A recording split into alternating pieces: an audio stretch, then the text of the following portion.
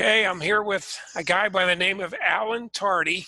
And Alan, I am thrilled to death to get you on a YouTube interview. I've been wanting to talk to you and make a recording of this for about a year and a half. Well, without you, Jim, none of this would be happening. So you deserve all the credit, my friend. Well, you're such an inspiration. Alan Tardy is one of 27 different ultra runners, myself included, who have written a book. And this is the cover of the book right here, Across America on Foot. Alan Tardy, because his run was the first run chronologically, the longest to go. His chapter is first. So, Alan, I'm going to go ahead and get rid of the cover of the book here and get us full screen. But I'm going to ask you a few questions that I'm just so looking forward. Sure, sounds like a good deal.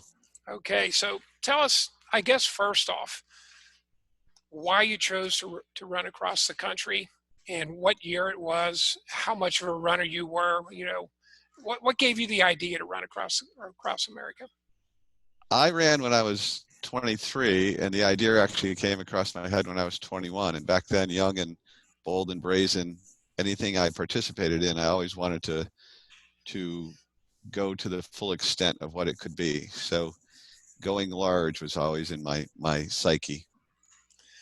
So you ran across for a purpose too. Can you tell us a little bit about that? Well, I ran across the United States. I was sponsored by the National Council of Corvette Clubs, who picked up on the run that I wanted to do, and they were raising money for spina bifida research back in 1978, which was the second leading birth defect in the world, but very few people knew what it was. And so for all of us combined, it was an opportunity to make the world aware of their plight. And for me, it was a way to take on a challenge I had to myself and fulfill something that was in me that needed to get done. It's incredible. And what year did you say? You told us how old you were. I don't remember if you said what year it was that you ran across the country. I ran across 1978. I was 23 at the time. I had never been off the East Coast, and the next thing I knew, I was standing on the San Francisco Golden Gate Bridge, about to start a bit of a long trek. Okay, and give us a little background. How much of a runner were you before that? And I guess what was your longest run before that? How many marathons had you done before your run? It's a little unique story, Jim, in that I hated long distance running as in high school and in college. I excelled very much so in sprinting and jumping.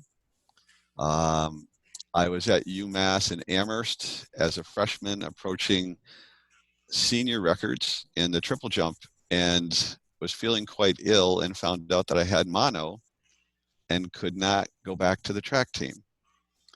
And so running is still in my blood, so I just started jogging. And I had quit college, had a job, and next thing I knew, I was jogging 20 to 25 miles a day with absolutely no purpose, but loving it. And then the mentality of going large came in, and I announced to my friends I decided I was going to run across the country. Had absolutely no background for it, didn't know anybody had done it at the time, didn't even know if anybody had done it at the time. And I had a 22-person group that stood as my helpful organizers, and we put it all together along with the national groups.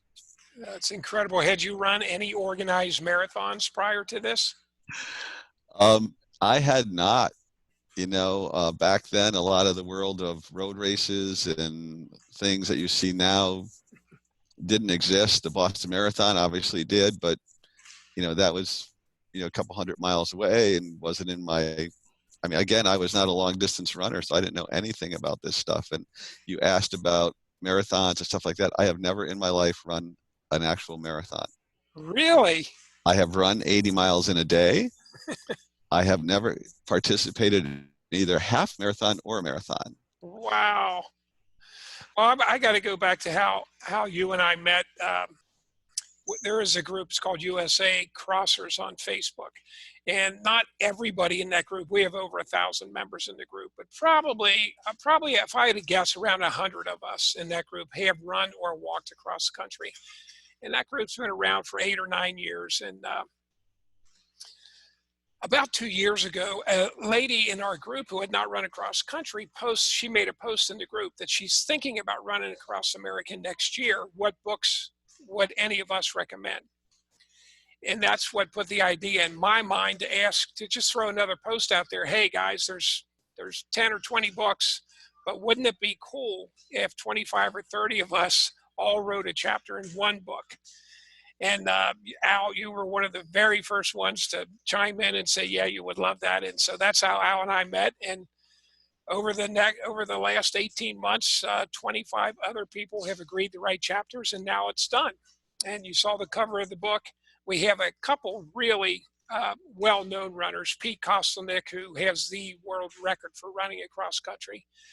And it's incredible. The man ran across country in, I believe it was 42 days, and he averaged 72 or 74 miles a day. We'll be interviewing Pete here coming up. But Pete wrote a chapter in the book, and the gentleman whose record Pete broke, Frank Giannino.